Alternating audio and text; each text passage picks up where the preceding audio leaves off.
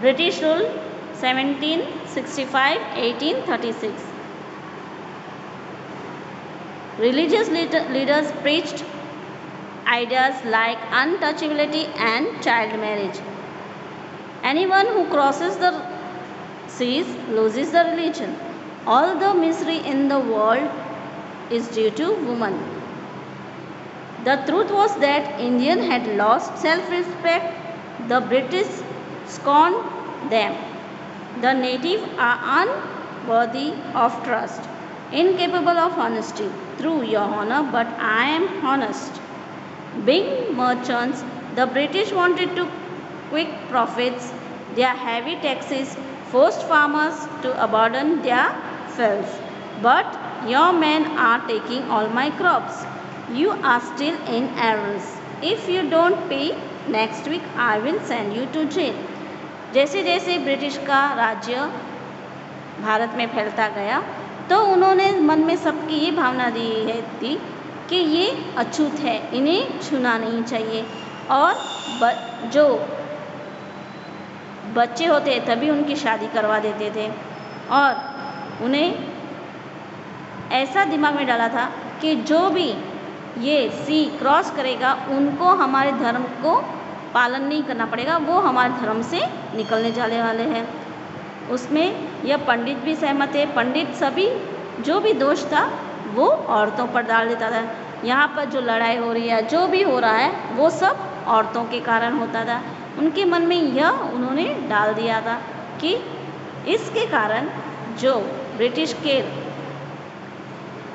लोग थे वो भारतीय नारी पर अपना हक जमाते, उनको बंधक बनाते और उनकी कोई इज्जत ही नहीं करते, उनको आदर ही नहीं देते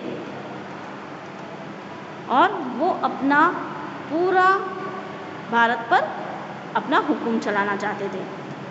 फिर वो जब एक काम करते तो आपस एक दूसरे में अपने आप को जो भी उनके बीच में बात होती वो बातें करते कि हम इस तरह से उन लोगों को समझाना चाहिए कि हम आपके ही लोग हैं, आप लोग हम पर विश्वास कर सकते हो, हम आपके लिए बहुत कुछ कर सकते हैं, हम आपकी मदद कर सकते हैं, आपको इस तरह आगे बढ़ा सकते हैं कि आपको फिर गरीबी का सामना ना करें।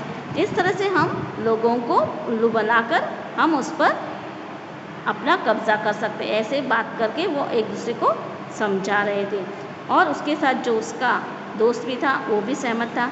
वो बोल रहा था कि नहीं, ये सही बात है, हम ऐसे ही करके भारतीय वासियों को इस तरह से करेंगे ताकि वो हमारी बातों में आ जाए और अपना जो खेत है वो हमें बेच दे, अपना जो भी प्रॉपर्टी है वो हमारे नाम पर कर दे और हमें इससे कोई आपत्ति ना हो।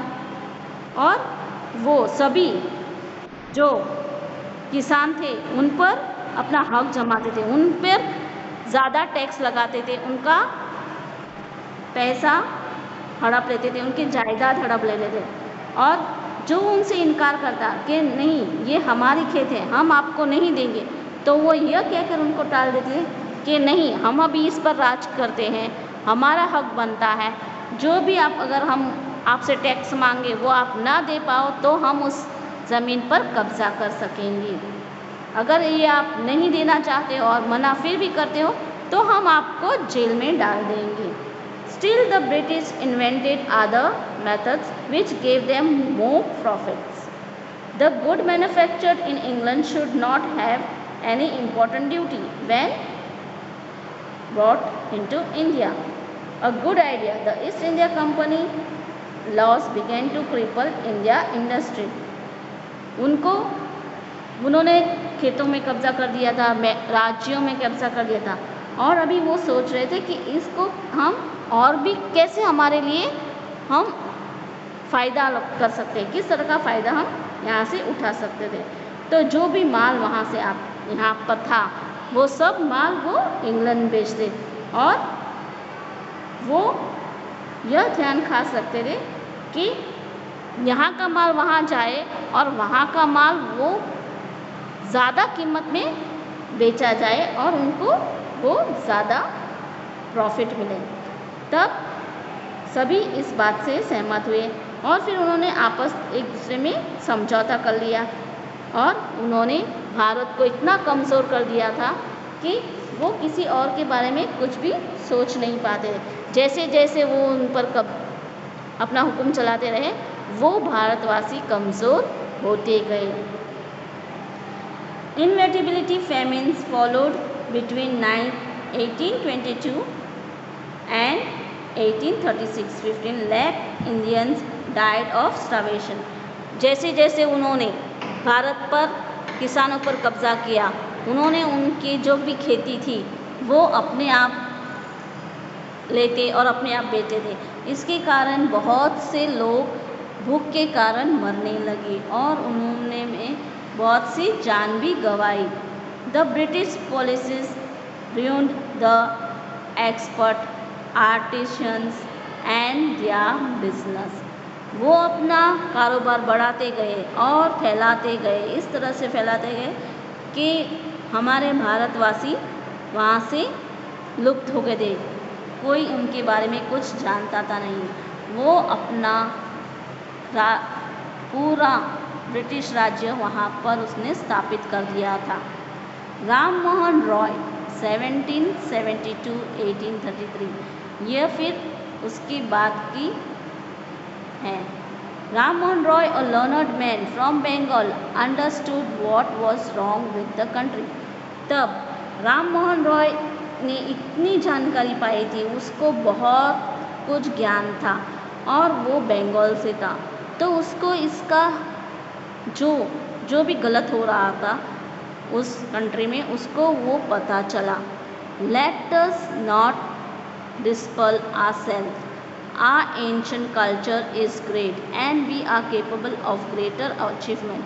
We must first reform our society. Superstitions have been running us. तो उसने अपने दोस्त से बात की, उसने कहा क्यों हम अपने आप को इतना किसी पर निछावर करते हैं, हम उसके ऊपर क्यों अपने आप को थोप देते हैं। हमारा जो भारत का इतिहास है वो बहुत ही महान है, हम इतना कुछ पा चुके हैं, तो हम किसके ऊपर, दूसरों के ऊपर क्यों निर्भर हैं। हमने हमारी खुद की भारत को खुद रचाया है, हमने खुद इसे हासिल किया है, तो दूसरों के कहने पर हम अपने आप को उनके धर्म के हिसाब से क्यों डाल रहे हैं। हम क्यों सुपरस्टिशन मतलब पुराने ख्यालात में क्यों जुड़े रहते हैं और उनके हिसाब से क्यों चल रहे हैं। हम पहले की तरह क्यों नहीं अपने आप को ढाल लेते हैं। फिर उसने He told his wife Uma, cows are of different colors, but the color of their milk is the same. Different teachers have different opinions, but the essence of every religion is the same. उसने फिर अपने पत्नी से बात की और कहा कि गाय अलग अलग कलर के होते हैं, पर जो उसका दूध होता है वो एक ही होता है।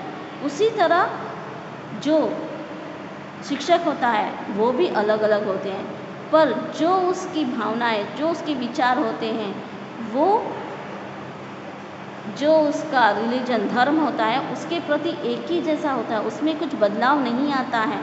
He was attracted by science and modern knowledge. Knowledge should be practical and scientific.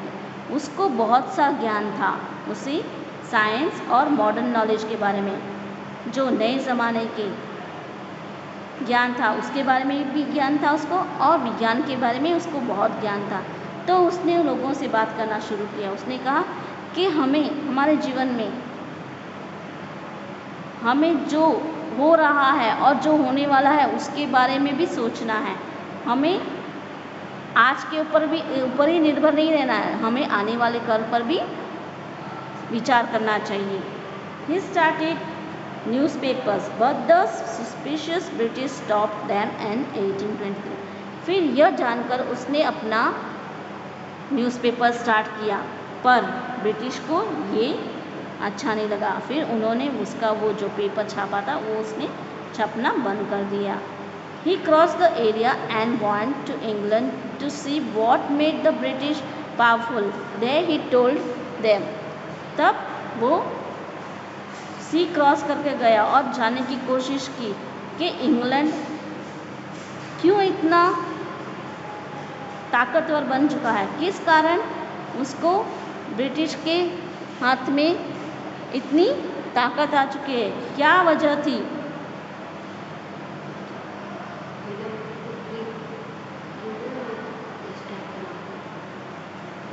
We accept you as rulers and you must accept us as subjects, but you must remember the responsibility a ruler owes to his subject। फिर उन्होंने कहा कि हम जानते हैं कि आप हम पर हुकूमत चलाते हैं, पर आपको भी ये याद रखना चाहिए कि हम भी इंसान हैं, हम भी आपका एक हिस्सा होता है और आप हम पर कुछ भी अपना थोप नहीं सकते हैं, हम हमारा खुद का कुछ निर्णय ले सकते हैं।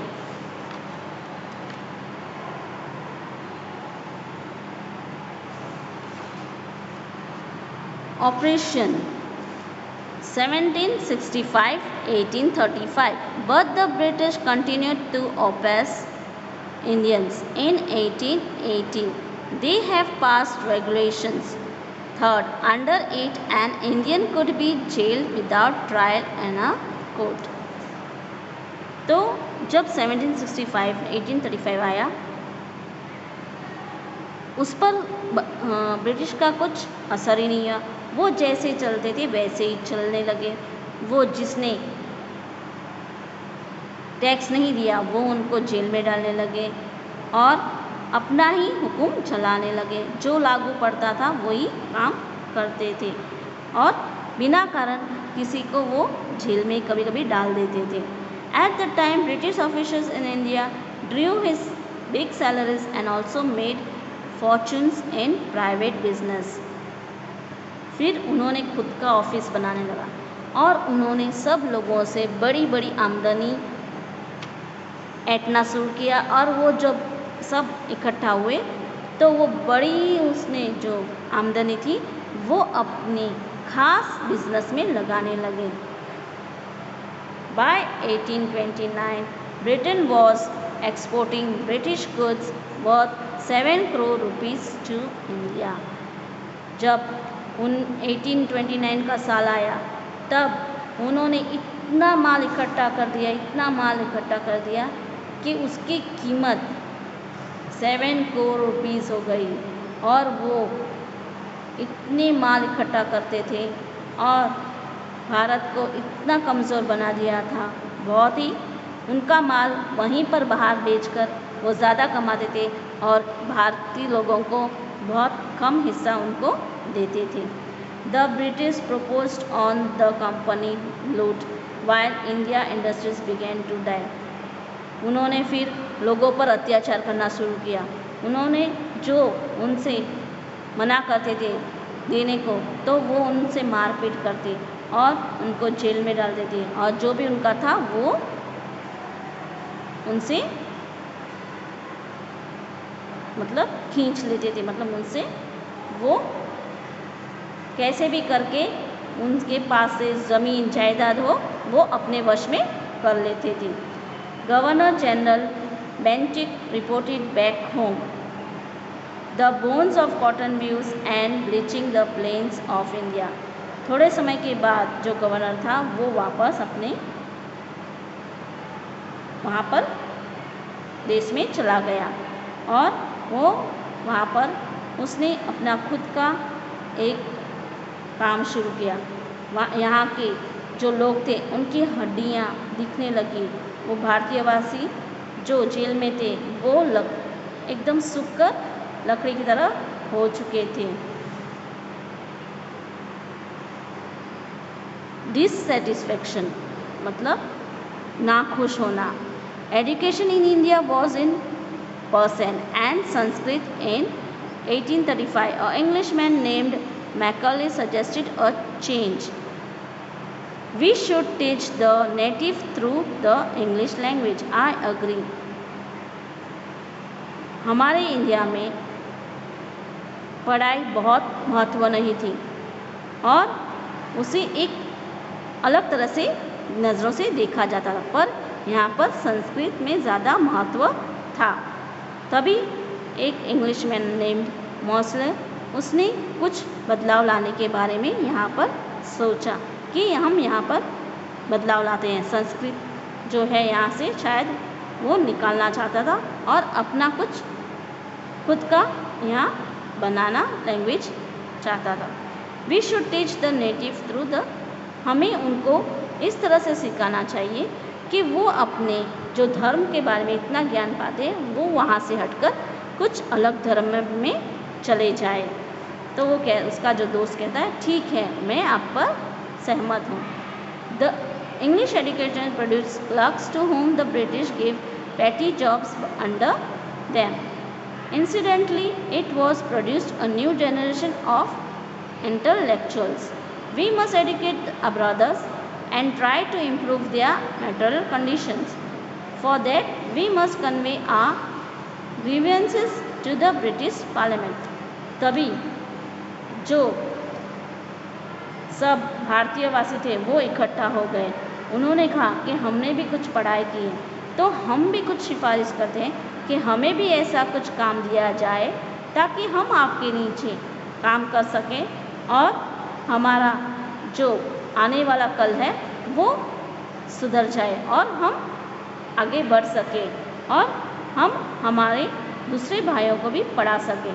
इसलिए ये कोशिश करनी चाहिए कि हमारे में कुछ और भी अलग बदलाव आए और इसलिए हमें सिफारिश करनी पड़ेगी ब्रिटिश पार्लियामेंट से कि वो हमें इसमें साथ दे और हम आगे बढ़ सकें। By 1856 the British had conquered the whole of India. तब तक भारत पर ब्रिटिश ने अपना पूरा हक जमा लिया था। They cared little about the need of Indians. Our kings have become puppets and we have lost our old jobs and lands. They are conveying our brothers and you only talk, do something to drive them out. तब तक हमारा भारत जो उनका गुलाम हो चुका था और वो जैसे नचा रहे थे वैसे वो नाच रहे थे और उनके पास कोई काम धंधा भी नहीं था और उनकी ज़मीन भी नहीं थी और वो कुछ कर भी नहीं पा रहे थे। तब उन्होंने ये सोचा कि अभी हम इनको भी यहाँ से निकाल कर भेज देते हैं। उसमें से एक ज्ञानी था, उसने कहा कि हम उनका हुकूमत अभी नहीं चलाएंगे, हम हमारे जो लोग हैं उनको एकत्रित करेंगे, उनको आगे के बारे में बताएंगे और इस ब्रिटिश को यहाँ के से निकालने के बारे में सोचेंगे। 10 Sparks 1855-57 Taxes continued to ruin the peasants in Bengal. The southern centrals who had lost their lands under new lands rules became desperate. In 1855 they rose in rebellion and massacred Europeans and their supers alike. जैसे जैसे tax बढ़ता गया और उनकी हुकूमत चलती गई तो उनको अपने